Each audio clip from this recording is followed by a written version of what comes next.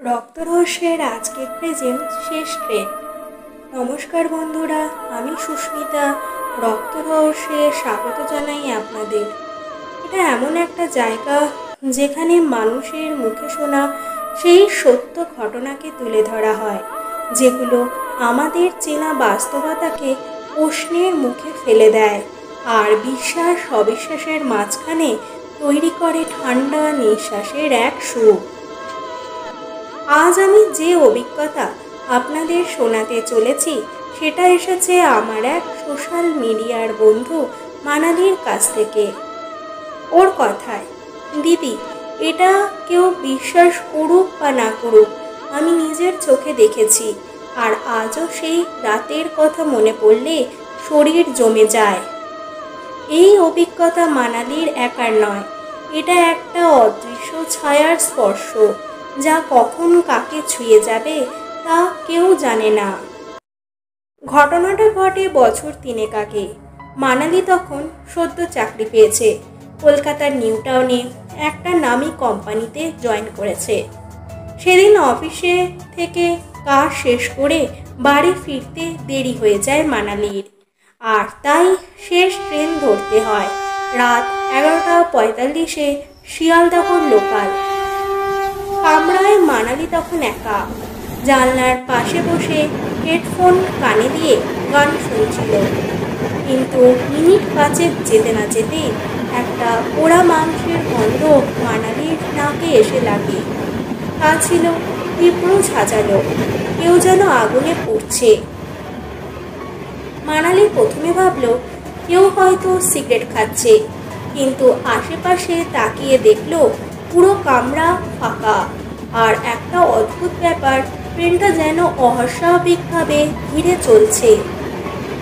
ঠিক তখনই মানালির ভেতরে কেমন একটা অশান্তি জন্ম নেয়, আর সেই অস্থিরতার মধ্যেই শুরু হয় জীবনের সবচেয়ে ভয়ঙ্কর অভিজ্ঞতা। হঠাৎ জানলার কাছে চোখ পড়তেই মানালি দেখে বাইরে দাঁড়িয়ে আছে এক সালোয়ার কামিজ পরা মেয়ে। মাথা নিচু, চুল ভিজে, মুখটা স্পষ্ট নয়। মানালির শরীর তখন ঠান্ডা হয়ে আসে। ঘাড় ঘুরিয়ে দেখলো কেউ নেই। আবার কাছে চোখ রাখতেই সেই একই জায়গায় সেই মেয়ে এখনো দাঁড়িয়ে। মানালির হাত কাঁপছিল, মোবাইল বার করলো, কিন্তু সিগন্যাল গায়েব, লোকেশন বন্ধ, ইন্টারনেট ডাউন। কেউ যেন সব কিছুকে নিয়ন্ত্রণ করছে। এরপর ট্রেনটা বারবার একটা অচেনা স্টেশনে ঢুকছিল। না ছিল কোনো নাম, না আলো, না মানুষ, শুধু ফাঁকা প্ল্যাটফর্ম। আর প্রতিবারেই ট্রেনটা যেন একই জায়গায় ফিরে আসছে, একটা লুপের মধ্যে আটকে গেছে। ঠিক তখনই একটা মেয়েলি গলা শোনা যায়, নেমে যা, এখন না নামলে আর পারবি না। কিন্তু মানালি তখন কাউকে দেখতে পায়নি। ওর শুধু মনে হচ্ছিল কারণ নিঃশ্বাস ওর গায়ের পেছনে পড়ছে, ঠান্ডা, ভারী, জীবন্ত নিঃশ্বাস। হঠাৎ দরজা খুলে যায় আপনাতেই। কোনো স্টেশনের নাম নেই, শুধুই অন্ধকার। মানালি বলে, দিদি, এরপরে আমার আর কিচ্ছু মনে নেই। আমার চোখ যখন খুলল আমি একটা স্টেশনের বেঞ্চে শুয়ে আছি।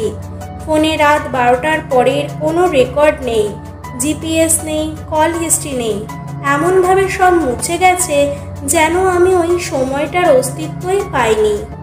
পরদিন অফিসে গিয়ে মানালি তার এক সহকর্মীকে ঘটনাটি বলে। সে জানায়, বারুইপুর লাইনের একটা কামরায় বছর কয়েক আগে একটা মেয়ে আগুনে পুড়ে মারা গিয়েছিল। তারপর থেকে শেষ ট্রেনে মাঝে মাঝে একটা মেয়েকে নাকি দেখা যায়। মানালি আমাকে বলেছে, দিদি, আমি জানি আপনি বিশ্বাস করবেন না, কিন্তু সেই ভয়ঙ্কর প্রাণহীন দুটো চোখ আমি আজও ভুলতে পারি না।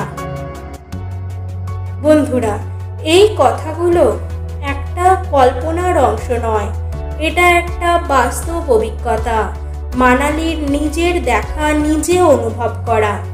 আমি জানি আমাদের অনেকের মনেই প্রশ্ন আসবে, এটা কি সত্যি হতে পারে? কিন্তু যারা দেখেছে, যারা টের পেয়েছে, তারা জানে সব কিছু ব্যাখ্যা করা যায় না। আজকের শেষ ট্রেন এখানেই শেষ করছি, কিন্তু আপনারাও যদি কোনো এমন কিছু অনুভব করে থাকেন তাহলে অবশ্যই আপনার সেই অভিজ্ঞতা আমাদের রক্ত রহস্যের অফিসিয়াল ইমেল আইডিতে ইমেল করে ঘটনাটি পাঠাতে পারেন, অথবা আমাদের রক্ত রহস্যের ফেসবুক পেজের ইনবক্সেও আপনাদের ঘটনাটি পাঠাতে পারেন। ডেসক্রিপশানে সব দেওয়া আছে, প্লিজ একবার চেক করে নেবেন। আবার ফিরছি রক্ত রহস্যের আরও এক নতুন অভিজ্ঞতাকে নিয়ে, যেটা আমার আপনার চারপাশেই ঘটে যেতে পারে। যখন রাত নিস্তব্ধ হয়ে নামে তখন অন্ধকারের ফাঁকে কিছু যেন অপেক্ষা করে। বন্ধুরা, যদি এই বাস্তব অভিজ্ঞতা আপনার মনে একটুও যদি দাগ কাটে তাহলে রক্ত রহস্যের ইউটিউব চ্যানেলটি সাবস্ক্রাইব করুন। আর যদি আপনি এই ভিডিওটি ফেসবুক থেকে দেখেন তাহলে পেজটিকে ফলো করুন, লাইক দিন এবং আপনার বন্ধুদের সাথে শেয়ার করুন, যারা অন্ধকারের ভেতর লুকিয়ে থাকা সত্যিটাকে জানার সাহস রাখে।